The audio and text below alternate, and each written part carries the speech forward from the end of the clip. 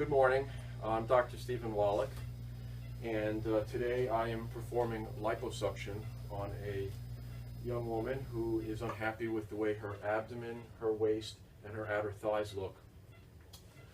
In this technique today we'll use multiple little incisions to gain access to the liposuction. We will infuse fluid through these different access ports to tumescent the area. This is made up of a lactated ringer solution, which is a sterile solution, along with epinephrine, which constricts the blood vessels or tightens them up to minimize any blood loss. And also it has lidocaine in it, which is a numbing medication. Once this fluid is infused into all the areas that we're going to treat, we are then going to perform liposuction. The liposuction is performed using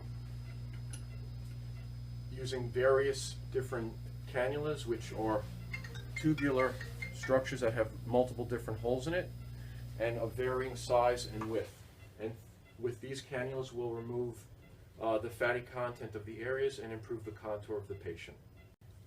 So right now I'm infusing fluid into the tissues that are between the skin and the muscular layer. This is of the abdomen. I'll be infusing here as well as the waist and as well as the lateral thighs for this patient. Once we have adequate tumescence, we'll then start the procedure. So we've just completed the infusion of the fluid for tumescence, and now we're going to start the liposuction. I'm using a 3.7 millimeter cannula, kind of a mid-size range. Some people like to pre-tunnel. I'm pre-tunneling a little bit to open up the pocket and area between the skin and the muscle to open up the fatty layer. And then I'm going to start the liposuction. And the liposuction is done in the same motion as I am doing now. And now I'm performing the liposuction. You hear the vacuum suctioning device at the bottom of the table suctioning, and the fat's coming out through the tubing here.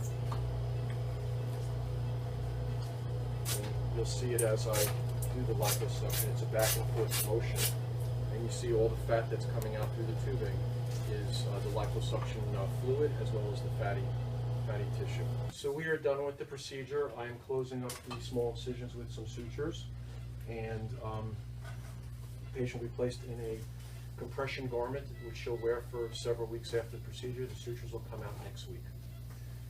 This is the final result of what we took out, the final volume from this patient's abdomen, waist, and outer thighs.